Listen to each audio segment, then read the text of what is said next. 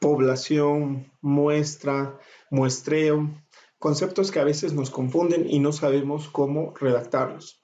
En este video hablaremos acerca de este tema. Soy Juan Carlos Barrientos y te invito a quedarte con este tutorial.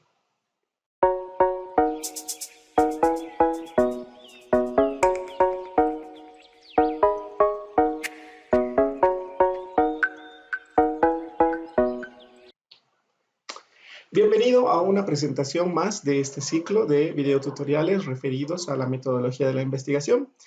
En esta oportunidad hablaremos acerca de la población y la muestra.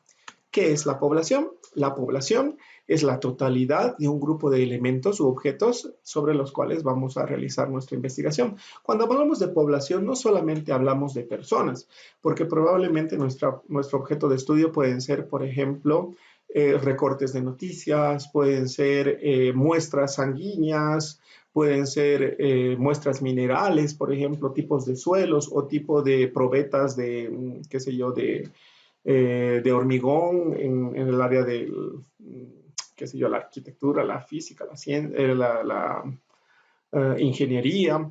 Entonces va a depender del objeto de estudio que estamos trabajando, pero en realidad se refiere a los elementos de muestra, de obtención de datos. Entonces, algunas veces se distingue entre universo, población y muestra. El universo sería la totalidad.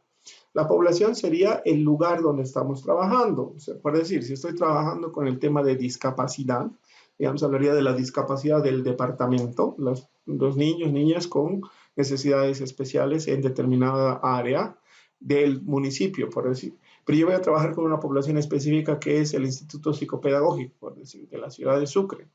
Entonces, mi muestra no sería toda la población, sino de repente 10, 15, 20 adolescentes o niños determinados que cumplan determinadas características. Y el cumplimiento de estas características que les permite ingresar o no a la muestra va a depender de la técnica de muestreo. Entonces, ahora vamos a hablar propiamente del muestreo. Tenemos principalmente dos tipos de muestras. Las muestras probabilísticas y las muestras no probabilísticas. Idealmente, debiéramos acceder a una muestra de tipo probabilística. ¿Por qué? Recuerdan que en el video pasado, en el que hablamos acerca del método, decíamos que el conocimiento para ser considerado científico debería cumplir la falseabilidad, la reproducibilidad, la repetitividad y demás. Muchas veces los resultados de la investigación pueden variar de una a otra aplicación y esto puede variar en función del tipo de muestra con el que se ha calculado los datos. Entonces, para que dos estudios den resultados similares, debieran tener muestras similares. Y esta muestra similar va a estar dada por la aleatoriedad, es decir, porque sea tomada al azar, porque no tomemos a ciertos tipos de sujetos que tengan algún tipo de sesgo de la información y este sesgo influya en la calidad de nuestros resultados. Pero no siempre es posible acceder a una muestra de tipo aleatorio. Por decirles, si yo trabajo en una universidad y la universidad tiene 40,000 estudiantes y yo quiero saber cuál es la autoestima de los estudiantes de una determinada universidad, si yo hiciera un estudio de tipo aleatorio, yo tendría que tener la nómina de los 40,000 estudiantes y sortear, o sea, hacer un muestreo, por decir, me dice 350 estudiantes tengo que tener yo como muestra. Entonces, para obtener estos 350, yo debiera de las listas, tal vez en Excel o con algún otro programa o con bolillos tipo bingo, sacar un número, decir 355, ir a mi lista, ver 355, es Susanita Pérez, saco otro bol, el número 15, voy, busco el 15, digo, ya. Pepito Pérez, entonces busco a Pepito Pérez y lo entrevisto, busco a Susanita y lo entrevisto, y así sigo sorteando números hasta llegar al pool de 350 sujetos. Esa sería una muestra de tipo aleatoria, pero no siempre podemos realizar una muestra aleatoria. Uno, porque no tenemos el listado total de la población, y dos, porque no tenemos ni los recursos ni la capacidad de hacer algo como eso. La mayoría de las veces tenemos acceso a una muestra no probabilística. Y la muestra no probabilística puede ser de diferentes tipos. Acá en los dibujitos tenemos tres. Bola de nieve. ¿A qué se refiere la bola de nieve? Se refiere al tipo de muestra en el cual Yo necesito sujetos con una determinada característica. Miren en el dibujito, están los sujetos en color lila y los sujetos en color rojo, pero yo necesito solamente sujetos en color rojo. Por decirles, digamos que yo estoy haciendo una investigación en la que quiero saber qué tipo de estrategias utilizan en redes sociales para convencer a las adolescentes de ser anoréxicas. Porque para todos es sabido que hay páginas web que promocionan la anorexia, ¿no es cierto? Pero entonces yo quiero saber cómo es ese proceso en el que te inducen en la anorexia. Mm, Tomar al azar de la población a niñas y entrevistarlas no me va a servir porque probablemente me van a tocar niñas que ni siquiera son anoréxicas o ni siquiera tienen idea de estas páginas. Yo necesito gente que esté metida en ese asunto.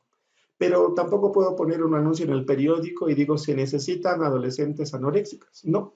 Entonces voy a tener que tal vez entrar, infiltrarme a esta red, contactar con alguien, entrevisto a este alguien y una vez que logro su consentimiento informado, genero el vínculo y demás, tal vez luego le puedo hacer la pregunta, y dime, ¿tú conoces a otra amiga con la que yo podría hablar acerca de estas cosas? ¿Me podrías presentar o pasar el dato? Entonces, ella te contacta con otra persona. Haces lo mismo, le entrevistas y le dices, ¿no tienes otra persona que me pudiera dar? Entonces, de esta persona se convierte en dos, de estas dos en cuatro y así sucesivamente. Voy generando una bola de nieve hasta saturar la información o hasta tener el número de sujetos que yo he previsto en mi diseño de investigación. Saturar dato es un término que viene muy de la investigación cualitativa y hace referencia principalmente en investigación cualitativa que no es necesario la cantidad, sino la calidad de la información. Se satura dato cuando yo voy entrevistando personas y la información que me va dando es repetitiva, es decir, como que no hay nada nuevo que me aporte. Entonces, cuando todas las personas vuelven y me dicen lo mismo, lo mismo, lo mismo, lo mismo, no hay variabilidad de los datos. Entonces, como que ya es una constante. Cuando se convierte en una constante, ya no hace falta entrevistar a más personas. Puede ser que con 3, con 5 personas tienes por demás información y ya no necesitas entrevistar a 150 personas que te digan lo mismo. Entonces, ese es un concepto interesante de la investigación cualitativa. La muestra por sujetos tipo se refiere, al igual que en el caso anterior, a cuando yo necesito de la población a ciertos sujetos que cumplan determinadas características. No necesito a cualquiera, necesito a un determinado número. Por decirles, yo estoy haciendo una investigación para ver los efectos del abuso sexual infantil en la edad adulta. Entonces yo necesito mujeres que hayan sido víctimas de abuso sexual infantil y que además no lo hayan revelado a sus familias y que además en la edad adulta hayan tenido alteraciones de la sexualidad. Entonces tiene que tener 3 tipos de características. O sea, al igual que en el caso anterior, no puedo poner un anuncio en el periódico, no puedo sortear al azar y decir tú ven y te entrevisto porque probablemente no tenga esas características. Entonces, eso me hace que yo deba buscar de alguna forma, tener alguna estrategia y encontrar este tipo de características. No va a ser aleatorio, no va a ser al azar, porque no puede serlo, porque yo necesito cierto tipo de características. Entonces, eso hace que sea necesario una muestra de sujetos tipo. ¿Porque ha cumplido con este criterio? La invito. ¿Que los demás no tienen la misma probabilidad de participar? Sí, pero no necesito ese tipo de población. Entonces, se justifica. Bien. Y el último tipo de muestreo es el muestreo de conveniencia. El muestreo de conveniencia se da cuando el investigador tiene acceso a cierta población. Por decirte, un docente tiene acceso a sus estudiantes. Puede un día en la clase decir, por favor, necesito su colaboración. Los que voluntariamente quieran pueden responder a este cuestionario. Es decir, como en el dibujito lo muestra, a las personas que están cerca les puede administrar los instrumentos de recojo de datos. Lo mismo puede ser, por ejemplo, un médico con sus pacientes, un terapeuta con sus pacientes, eh, gente que está a nuestra disposición. No es aleatorio, sí, no es aleatorio, porque no estoy dando la misma oportunidad a todas las personas. Estoy simplemente seleccionando a los que están a mi alcance. ¿Es válido o no es válido? Pues es válido en tanto y en cuanto de alguna forma se está accediendo a la realidad.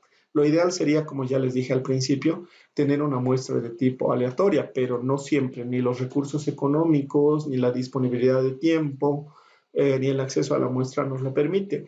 Y el investigador hace el mejor esfuerzo posible para tener la mejor calidad de información.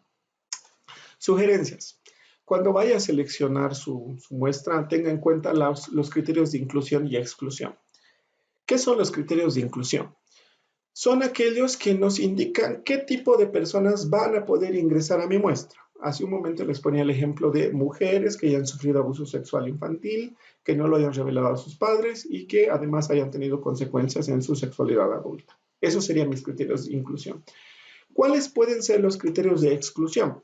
Yo he elegido esta muestra porque quiero investigar el estrés postraumático tardío, ¿ya? Quiero ver cómo este evento de la infancia va a generar complicaciones en la edad adulta. Pero, ¿qué variable puede alterar mi resultado? Por decir, tengo una mujer que sí ha sido víctima, que no ha revelado y que en la edad adulta ha tenido problemas, pero que resulta ha hecho tratamiento psicológico. Entonces, el hecho de que haya hecho tratamiento psicológico puede alterar los resultados de mi investigación. Entonces, ese va a ser un criterio de exclusión. Por mucho que cumpla los 3 criterios de inclusión, si tiene este cuarto criterio, lo que va a hacer es alterar mi resultado. Entonces, yo a esta señora la tengo que sacar de mi muestra. Ese es un criterio de exclusión. Otro criterio de exclusión, si yo estoy queriendo ver estrés postraumático. ¿Qué te parece que aparece una víctima que tiene los 3 criterios, pero tiene un cuarto criterio que puede ser que a la edad de 12 años ha tenido un accidente de tráfico en el cual perdió a sus 2 padres? Entonces, este cuarto criterio lo que puede hacer es generar atrocidades en el estado mental de la señora y tener un estrés postraumático tardío, pero no por el abuso, sino tal vez por ver morir a sus papás. Entonces va a alterar los resultados de mi investigación, por lo cual yo tengo que sacar a esta persona de mi muestra. Entonces los criterios de exclusión son aquellos que hacen obligatorio que yo saque a esta persona de mi muestra, porque va a alterar mi investigación. Más adelante vamos a tener un video en el cual vamos a hablar acerca de las variables y ahí también vamos a entender que existen variables intervinientes que pueden modificar los resultados de nuestra investigación. La forma de controlar estas variables extrañas o estas variables de confusión o variables intervinientes es a través de los criterios de inclusión y exclusión. De esa forma cierro yo el dato que voy a obtener para precautelar la calidad de mis resultados. Como segunda recomendación, considere si tendrá acceso a la muestra y a los resultados, o mejor dicho, y va a tener los recursos necesarios para lograr acceder a esa muestra. Tomando en cuenta estas recomendaciones, estoy seguro que podrá formular adecuadamente su plan muestral y en el mejor de los casos se obtendrá la información necesaria para arribar a un buen resultado y el cumplimiento de los objetivos. Muchísimas gracias y nos vemos en el siguiente video.